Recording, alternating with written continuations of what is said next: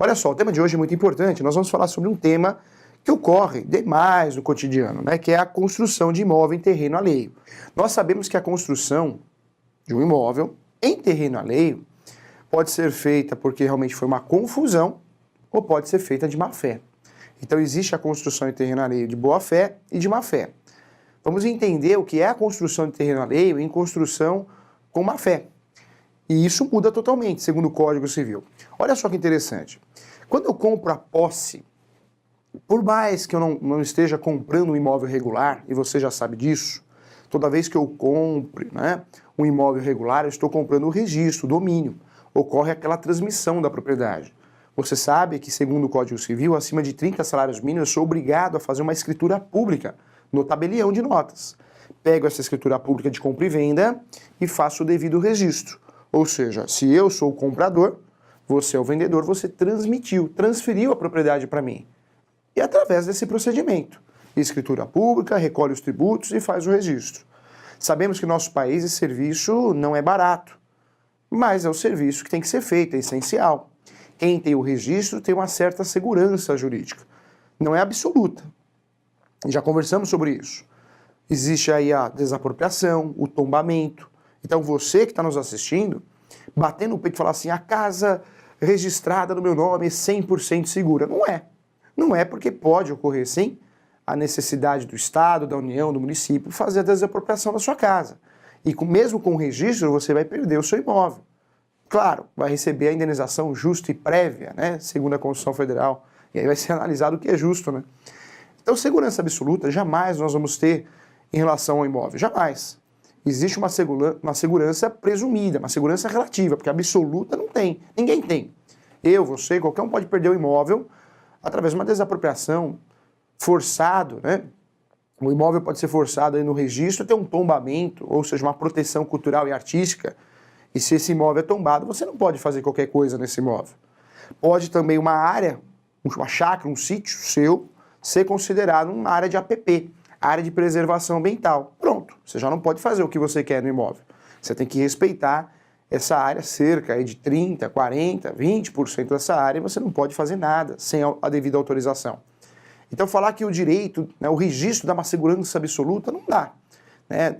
Dá uma segurança relativa, que já é algo muito importante, já ajuda muito, é melhor que nada, mas absoluta nunca terá. Quando a gente fala de construção em terreno alheio, se eu construir um terreno alheio, mas eu tenho um título de boa-fé, ou seja, um contrato de posse, o nome adequado, o nome correto, cessão de direitos possessórios, cessão de posse e afins, esse contrato, o entendimento jurisprudencial, é um contrato que transmite e repassa a boa-fé. Ou seja, se eu construir em terreno alheio, mas existe pelo menos um contrato que me autorizou a entrar na posse daquele imóvel, já tem algo de bom. É uma construção de boa-fé. E a construção de boa-fé, existe uma proteção para quem constrói. Se eu sou o construtor, quem fez a construção de boa-fé, porque eu assinei um contrato de posse, eu comprei a posse de alguém, você, se você ganhar judicialmente uma ação de reintegração de posse, manutenção de posse, emissão da posse ou ainda reivindicatória, cada ação vai ser utilizada no seu objeto adequado, você vai ter que me indenizar. Vai ter que pagar o que eu construí. Vai ter que pagar o que eu gastei nessa construção. Então olha a importância de construir um imóvel alheio, mas porém com boa-fé. Se eu construo um imóvel alheio, mas eu consigo provar essa boa-fé, o Código Civil esclarece que eu devo receber a indenização material, ou seja, o que eu gastei nessa construção. Por isso, se ocorre essa construção imóvel alheio e você tem a prova da boa-fé, ótimo. Você sabe que você vai receber pelo menos o que foi gasto na construção do empreendimento. Quando eu faço a construção imóvel alheio de má-fé, ou seja, invadir, construir, não tenho documentos, não tenho provas que ocorreu a boa-fé, o risco, segundo a jurisprudência, é o fato de eu ter que pagar, né? Ou melhor, pagar não, né? Você vai perder o que você construiu. Pagar não vai pagar nada, você já pagou, né? Você vai perder o dinheiro da construção, da obra, do empreendimento. Ou seja, você perde o terreno invadido e perde também o que você construiu. Então aí é a grande diferença da boa-fé e a má-fé. Professor, o que regulamenta isso? O Código Civil. O Código Civil regulamenta essa situação da construção de imóvel alheio, em imóvel alheio, de boa-fé e má-fé. E aí que está o problema, porque muitas vezes, se você conseguir provar a má-fé, você vai ter que perder, além de sair do imóvel invadido, né? Você também vai perder o que gastou na construção daquele imóvel. Então, cuidado com isso, hein? A construção em imóvel alheio, podemos chamar do quê? De invasão, ou também a compra e venda de posse. Por que imóvel alheio? Porque quem tem o registro não está sabendo. Quem tem o registro, talvez, né, também não está sabendo, ou quando ficou sabendo já foi construído. Quando a gente envolve posse, já conversamos aqui, existe aquela situação prevista pelo Código Civil também, da posse nova e posse velha. O invasor, ou aquele que construiu em terreno alheio, ele, olha que interessante, hein? Ele, se ele tem a posse velha há mais de 1 ano e dia, ele tem uma proteção legal. Ele tem o direito ao contraditório. O proprietário do terreno, o proprietário do imóvel, terá que buscar na justiça, em sede de decisão definitiva, ou seja, não é uma decisão provisória, uma decisão rápida, liminar, mas sim, ao final do processo, ele pode recuperar esse imóvel. Mas liminarmente, numa decisão provisória, ele não consegue, porque a regra está aí. A posse velha dá o direito ao invasor, e não vamos nem chamar de invasor, vamos chamar de posseiro, porque muitas vezes ele não invadiu nada, ele comprou a posse, dá o direito dele se proteger, no sentido de contestar. Contestar é se defender. Nós temos aí as respostas do réu, lá no processo civil, né? O processo civil nós temos 5 respostas do réu. O réu pode responder de 5 formas. A contestação, que é a defesa. Também, além da contestação, que é a defesa, a reconvenção, que é o contra-ataque. Nós temos também o reconhecimento jurídico do pedido, que é confessar. Temos o desmembramento do polo ativo, que é separar muitos autores. Vários autores processando o réu. Um réu, eu consigo separar, pedir que a justiça, que o juiz separe, para que eu faça uma defesa contra cada um, e a revelia também é considerada a resposta do réu. Essa questão de posse velha, posse nova, construção em terreno alheio, em objeto de litígio, eu preciso provar. E nós já conversamos aqui que no direito nós temos 2 provas, as provas orais de um lado e as provas documentais do outro. Prova oral é aquela prova que você utiliza a testemunha, depoimento pessoal das partes. Quando você tem essa testemunha, ou você acha que o fato de você falar em uma audiência vai ser muito importante, peça na sua inicial, né? Petição inicial. E muitos colegas advogados não solicitam, né, a audiência de instrução e julgamento. Deixar na mão do juiz. O ideal, se é extremamente importante a apresentação das provas orais, o seu advogado, o advogado, que muitas vezes nos assiste também, ele deve pedir, sim, essa audiência de instrução e julgamento e informar no pedido que essa audiência é extremamente importante para a apresentação das provas orais. O que você não pede, fica na mão do juiz. E aí é um risco. Então tem que pedir. Do outro lado, nós temos as provas documentais, né? Esquece as provas orais. Tudo que envolve invasão, ações, posse, uso capião, né? Construção de imóvel alheio, em imóvel de terceiros, eu preciso provar. Eu que estou querendo a posse de volta, ou eu que quero me defender, sou o posseiro, preciso provar. E eu posso usar as provas orais, que nós já falamos, testemunhas ou depoimentos pessoais, ou também as provas documentais. Prova documental é tudo que é papel, palpável, que eu consiga pegar. Nós temos a prova documental em sentido estrito, que é tudo que é palpável, desde um contrato de gaveta, de direitos possessórios, uma escritura pública, né? Um documento que me autoriza a entrar naquele imóvel, que eu faça a prova disso, que eu entrei de boa fé, mas também perícia, também inspeção judicial do juiz, também é prova documental. E nós temos a grande novidade do CPC, do Código de Processo Civil, que é a ata notorial, que também é reconhecida como prova, hein? Hoje, se você é ofendido pelo Facebook, pelo WhatsApp, você consegue, né, ir lá no tabelião, paga lá o valor desse serviço, vai ser feita uma escritura pública, ou seja, uma ata notarial, para que esse documento, WhatsApp, Facebook, e isso vale nas transações imobiliárias também, ganhe relevância, né? Professor, eu comprei um imóvel e a proposta eu aceite para o WhatsApp. Tem validade? Tem, claro que tem. Eu comprei um imóvel pelo Messenger do Facebook, por e-mail. Tem validade? Claro que tem. Mas para dar uma validade a esse documento, o ideal é que eu faça o quê?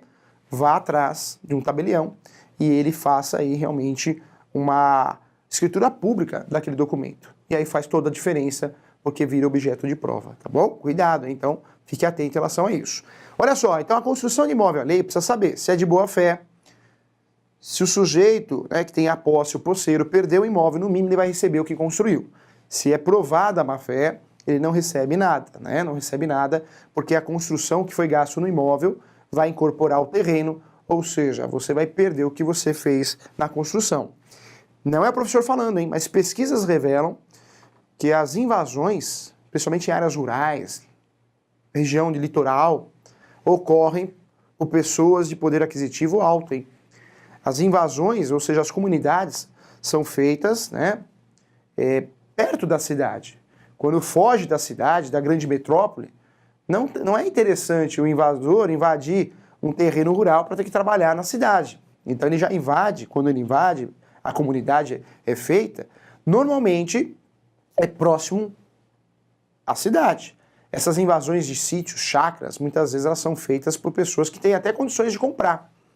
Hoje acontece muito, pessoas que acabam invadindo sítios, né, terrenos, fazem um sítio, uma chácara e ainda aluga para casamento, né? É uma realidade. Então, cuidado. Como que eu faço para verificar que aquele imóvel que eu estou comprando não foi construído em terreno alheio? Sempre com a certidão de propriedade. É a certidão de propriedade que faz prova, né? Eu jamais vou comprar um imóvel sem ter na minha mão uma certidão de propriedade atualizada. Sem também verificar se existem ações daquele imóvel, vinculadas àquele imóvel. Como que eu descubro isso? A certidão de distribuição civil. Certidão de distribuição civil e certidão de distribuição criminal. Essa certidão é a certidão que eu vou descobrir se o vendedor está vendendo, né, algo que realmente não é objeto de litígio, objeto de briga. É com essas certidões que eu faço prova, tá? Então, cuidado, hein? Cuidado, porque jamais eu vou comprar um imóvel sem saber se esse imóvel realmente, quem está vendendo é o vendedor. Cuidado também, porque nós temos aí no nosso país, o Brasil é muito grande, cartório e prefeitura que não se entendem. Nós estamos com um caso no escritório de advocacia, que a prefeitura, né, a nossa cliente, a dona Flávia, a prefeitura, ela fala que o terreno é rua e número tal.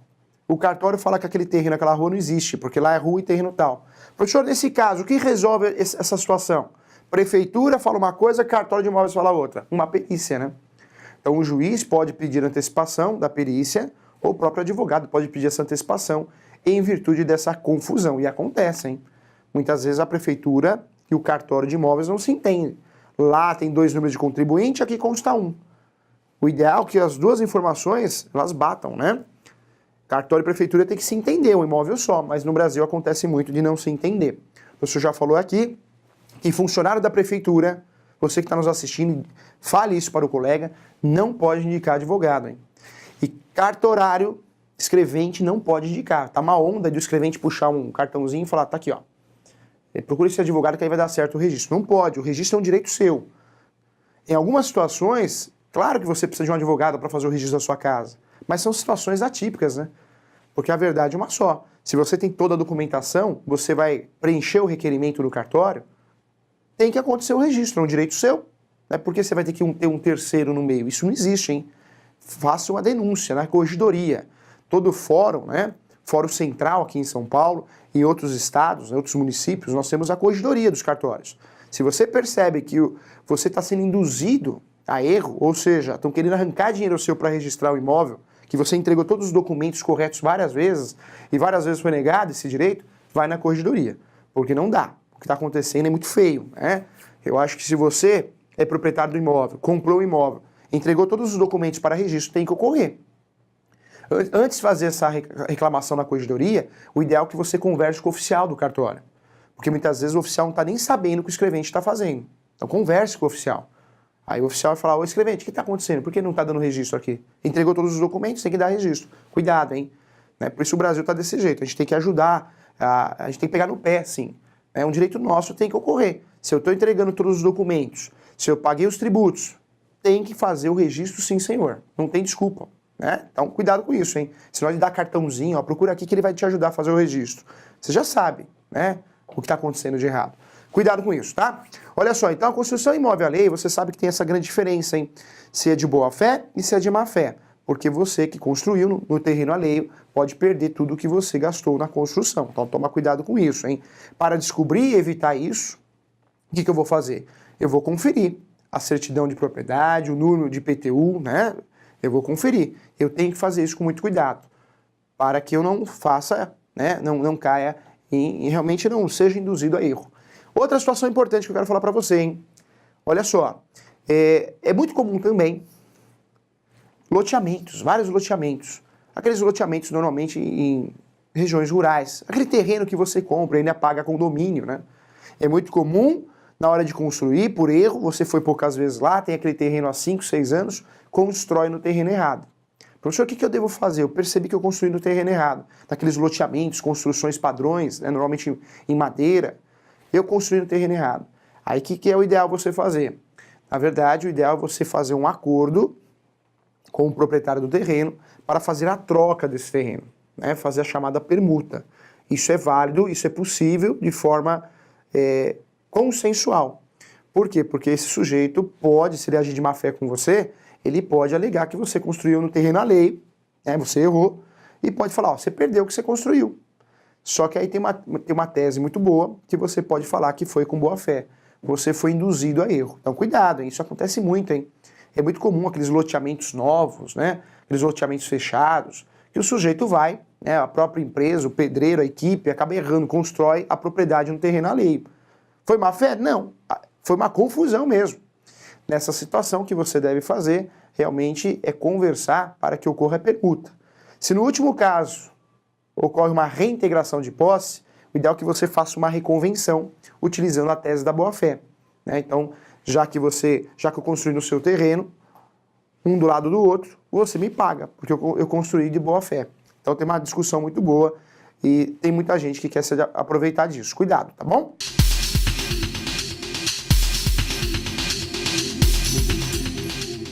Como que a justiça vai entender a boa-fé numa construção invadida? Pode ocorrer uma construção em terreno alheio onde ocorreu realmente uma invasão. E acontece demais, hein? A saída é procurar um profissional que seja especialista em direito imobiliário nessa parte de invasão. Porque essas ações de invasões, recuperação do imóvel invadido, são ações complexas. Um erro é fatal. Um erro você vai perder o dinheiro, porque vai perder sucumbência e vai perder o terreno, né? Uso capião, essas ações realmente são ações que você tem que fazer todo dia. Muda muito a jurisprudência, tem muitos segredos, muitos detalhes importantes. Como que eu provo essa má-fé? Quem invadiu um terreno para a justiça, né? Não é o professor Júlio falando não, mas a justiça entende normalmente que já existe a má-fé, você invadiu. Então, o que você vai fazer para se proteger? O invasor vai fazer para se proteger? Ele vai ter que ter muita posse para talvez transformar aquela posse em domínio através do uso capião. Se não deu tempo, o risco dele perder esse imóvel é grande, esse imóvel invadido. Tá certo que a posse velha e a posse nova tem essa questão que atrapalha muito o proprietário de recuperar o imóvel, ele ganha muito tempo. Mas a posse de boa-fé é fácil de provar. Um exemplo, olha só que interessante.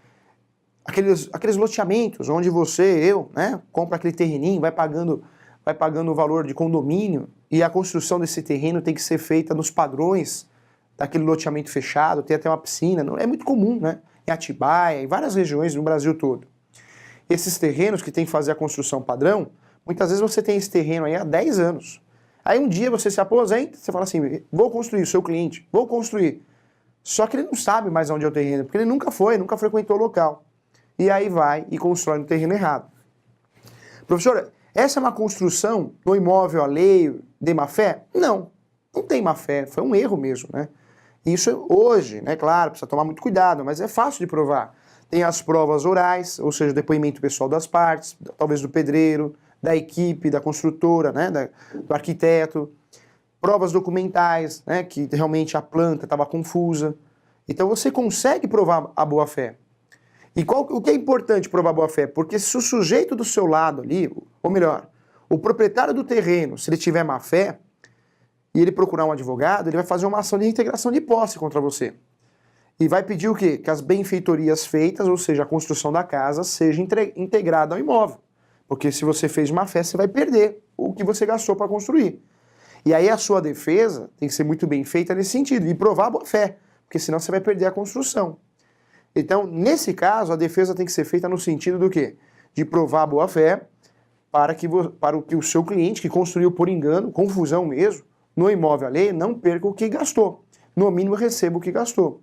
E aí sim, no meio desse processo, pode ser feita uma permuta, né? Uma troca. Mas já aconteceu muito, hein? Nós temos casos no escritório, casos assim, casos que foram feitos a construção no lugar errado. Não por má fé, por confusão mesmo. Então acontece muito. Posse sem documentação do imóvel, dá direito ao uso capião? Olha só, dá. Professor, mas isso é um absurdo, mas é a realidade do nosso país, né? E vou ser sincero, volto a falar, não é a pessoa humilde que invade e faz uso capião. Muitas vezes quem invade é quem tem condições financeiras excelentes. E já conseguiram muitos imóveis assim, né? Está no Código Civil, a legislação, a jurisprudência defende isso. Quem tem a posse consegue fazer uso capião. E aí vai depender da posse. Nós temos o uso capião constitucional, 5 anos de posse. Nós temos o uso capião ordinário, 10 anos. Temos o uso capião extraordinário, 15 anos. Com moradia habitual cai para 10. Sem falar os outros, né? Nós temos mais de 36 espécies de uso capião no Brasil. Mas a posse, mesmo sem documento, né? Ou seja, sem contrato nenhum, você consegue regularizar esse imóvel através de um uso capião. Qualquer uso capião? Não. Normalmente o extraordinário, que não exige esse título de boa-fé. Para algumas espécies de uso capião, eu preciso de um título de boa-fé. Ou seja, um documento. Por que eu entrei naquele imóvel? É a prova do que porque eu entrei naquele imóvel. Mas tem uso capião que não exige isso. Exemplo é o extraordinário. Ou seja, esse extraordinário não está preocupado se tem contrato ou não. Está preocupado que você faça a prova da posse. Quanto tempo você tem de posse? 15 anos. Pronto. Já cabe esse uso capião. Lembra você que o uso capião é uma ação declaratória, né? É um direito que eu já tenho. Se eu fiquei 15 anos no imóvel, eu já tenho o direito de transformar essa posse em domínio. Eu só vou pedir a ajuda da justiça para declarar esse direito, tá? Então cuidado com isso. Por mais injusta que pareça a ação de uso capião, ela está preocupada com a posse, tá bom? Sempre com a posse. Quero agradecer você que assistiu o nosso programa.